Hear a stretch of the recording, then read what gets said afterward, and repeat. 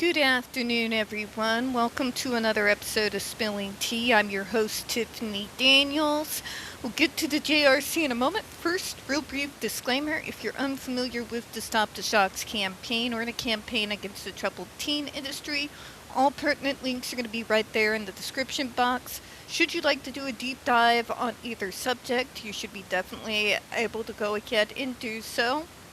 Trigger warning, this channel is marked not for kids for a reason. I do use profanity, and when we talk about places like the Judge Rotenberg Educational Center, you're going to hear vivid descriptions of and catch clips of surveillance footage of people with mental health issues and disabled people being tortured and abused. So if you got a child that watches the channel that is 16 and younger, parental supervision very much advised, alright?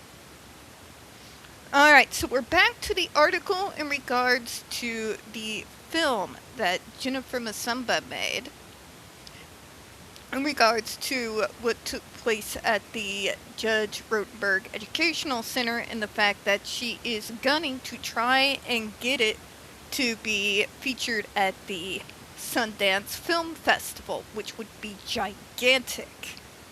We're talking about exposure to this information to an audience that has never really had access to it before, particularly when we're talking about individuals who are adults now or they're in their later teenage years who weren't even alive when everything went viral back in 2012, or they were very, very young.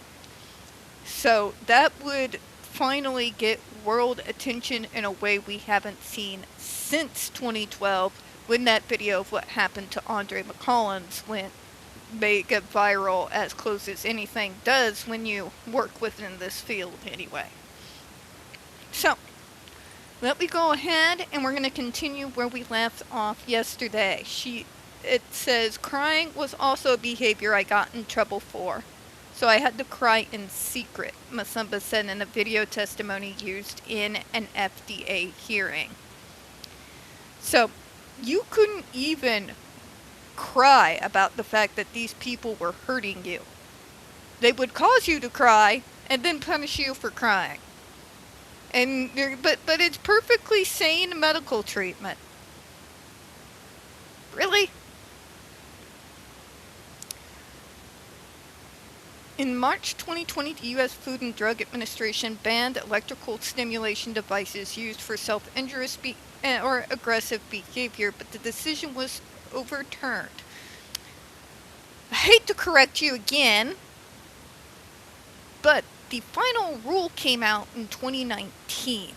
It got overturned in 2020, and hence how we are where we are today. Does nobody fact check this shit before they publish it? Legitimately asking. Because it's getting to the point that if you don't inform me at least something in regards to your sources, I'm just going to assume your sources, you made it up.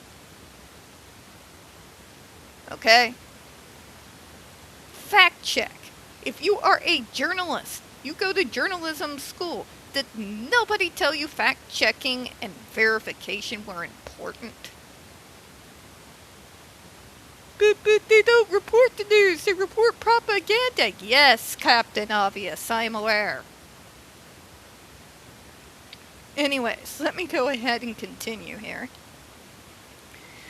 Nobody needs my take on modern media today.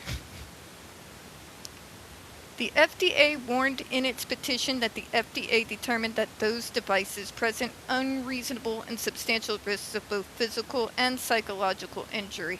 As an understatement, you go through those ER documents, and if you're not absolutely horrified, I'm not entirely sure you're human.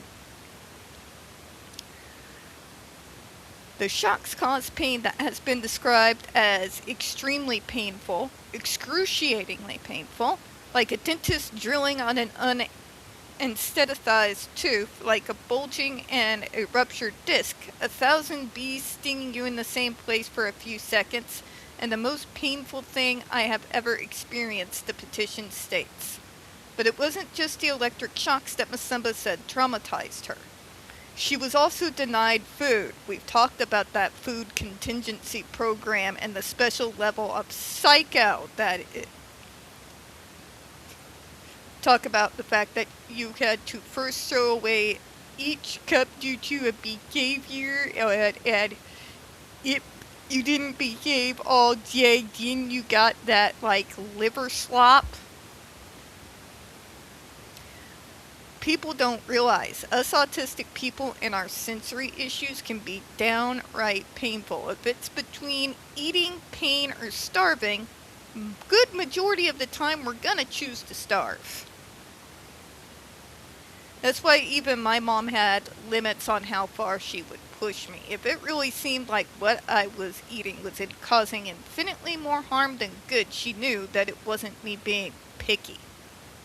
That something about that food was just not gonna go well if I was continued to force to eat it. So, there was a little bit of a balance, though. There are some things that her rule was that I had to at least try it. I remember specifically, take 2 bites. So there is a happy medium. There's a way to encourage your kids to try new things without forcing them to eat the things that's going to cause them physical pain. But that's what the JRC does. Knowing damn well we will choose to starve ourselves instead of eating pain. But I did not consent to any of this treatment, she said. The center had also taken guardianship away from her parents. We've gone over that before, the predatory way that if you don't allow your kid to get the shocks, they will threaten to take you to court to take away your kids. She has since left to live at a different placement in Florida, which she said has helped her. But when she arrived, she went back to her old self-harming behaviors. Because that's what happens when you don't address the root problem. You're going to revert back to factory settings, and now you've got trauma. PTSD to be exact, on top of it. If you think that's not going to exacerbate the problem, yeah. Ugh.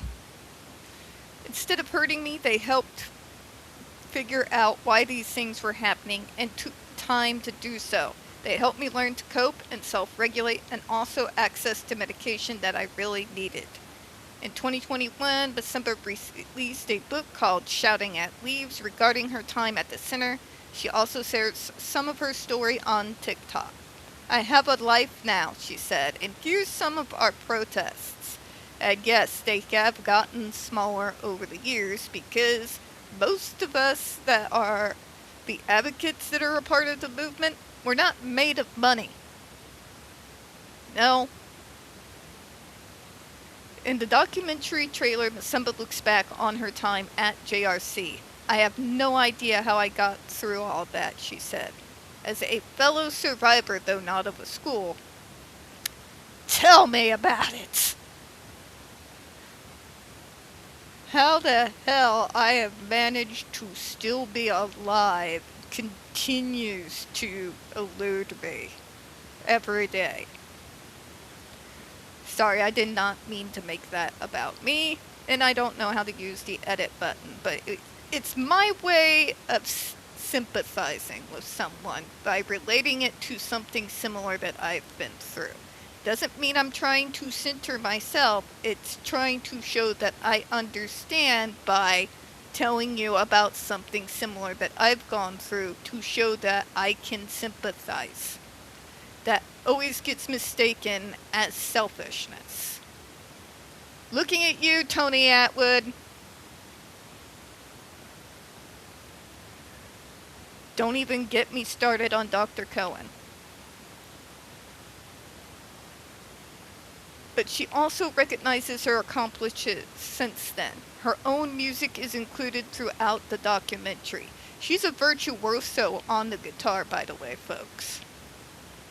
I usually have her channel linked somewhere in the description box. Let me know if it's not there, and I'll put it in the comments somewhere so that you guys can see it. She's an incredible musician. Brilliant.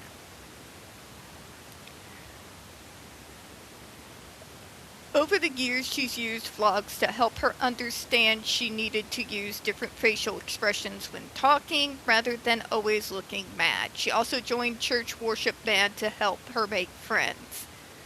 Me, I have stone face. Stone face is where you're not happy, you're not sad. It's what the nerd-typical world calls resting bitch face. And it takes a lot of mental effort, particularly out in public, where I have to act out consciously, mentally, in my head, the emotions I'm trying to convey, because it's not particularly natural to me. And inflection in speech, too, because my aunt was like, but you're always monotone all the time. Okay, hire me to start narrating documentaries then. That would be cool. Especially if they're history documentaries. How do I get signed up for that gig? Sorry. To help with the documentary, she also crowdfunded. A GoFundMe raised more than $10,000, which was their first goal to get the film funded. The second goal is to raise $20,000 to help get a rough cut to Sundance by September. So, guys, this is the GoFundMe, and you bet your ass I'm going to be linking it right there in the description box. If you want to help Jennifer get this to Sundance we'll probably try for, looks like we did not make it in September. Maybe we can get it done next year. And the final goal is to raise $25,000 for other festivals and impact campaigns. So this is ongoing, folks. I am going to go ahead and link that GoFundMe in there for you all. Give if you can. If you can't, please share it. I know she'd appreciate it. Because of your support, we're now gearing up to film a final scenes of The Fish Don't Care When It Rains next month. This is huge, the GoFundMe states. Every single dollar, share, and word of encouragement helped us get there. Thank you for being a part of this movement. She's hoping getting the documentary on the right platforms will finally bring real conversation and change. They wildly underestimated me, she said. Speak on it, Queen. Speak on it. And that covers this article. Again, I'm going to go down here so I can make sure to have that link to that GoFundMe for you so that you guys can help us get this movie out to these other film festivals so we can finally get this on a platform that can no longer be ignored by the wider world. We're going to go ahead and close on that, folks. We don't get very many views on this channel, and the few we do get do tend to get removed from time to time. So if you all would be so kind, please don't forget to hit the like button, hit subscribe. Please don't forget to hit the comments, and make sure you're still set up for notifications. We're going to be continuing going after the JRC, continuing the Down the Rabbit Hole series and the Snake Oil Salesman series. We don't want you all missing anything. I definitely do appreciate your time, and as always, folks, we here at Spilling Tea absolutely do. Hope you have a good one. We'll see you all next time. Bye-bye, everyone.